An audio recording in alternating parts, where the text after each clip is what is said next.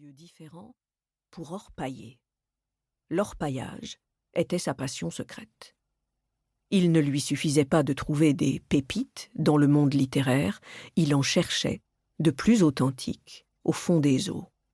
« Qu'allez-vous passer au tamis cet été ?» lui avait demandé le jeune nourricier. « L'Ardèche. »« L'Ardèche ? Ne me dites pas qu'il y a de l'or dans l'Ardèche. »« Si, bien sûr. Il suffit d'avoir l'œil et la patience.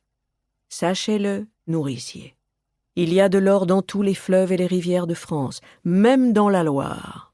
Tiens, l'or de la Loire. Est-ce que ça ne ferait pas un joli titre ? Je vous le donne. L'or de la Loire, reprit nourricier pensif. Après la mort de Paulhan, j'y ai souvent songé, mais je suis trop fatigué désormais. Alors, Françoise, cet or est à vous.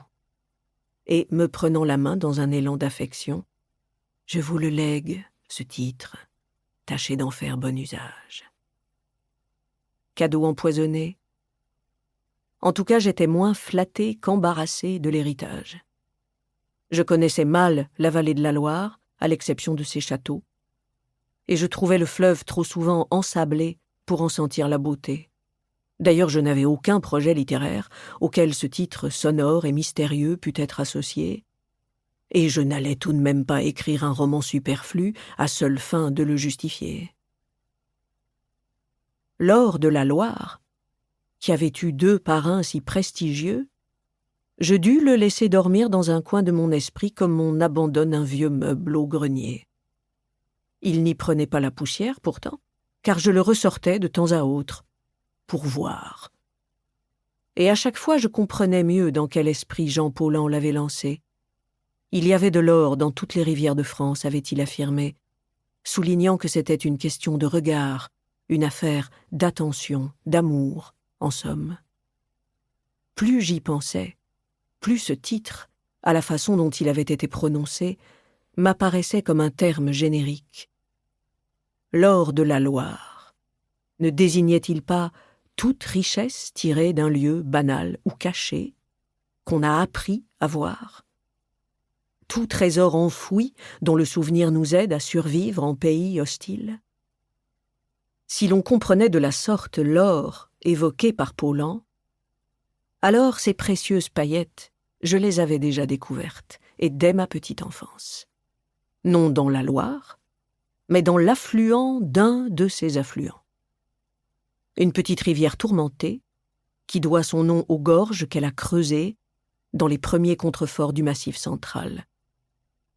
Le nom passa ensuite à tout un département, la Creuse, qui, loin d'être une cuvette, comme le supposent les ignorants, offre aux visiteurs entre l'Auvergne, le Berry et le Limousin une succession de collines, de côtes et de plateaux, coupés de vallées encaissées.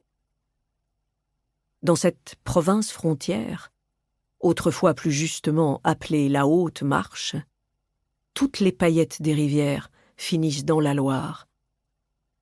Car c'est une vérité géographique incontestable qu'il ne saurait y avoir d'or de la Loire sans un peu d'or de la Creuse.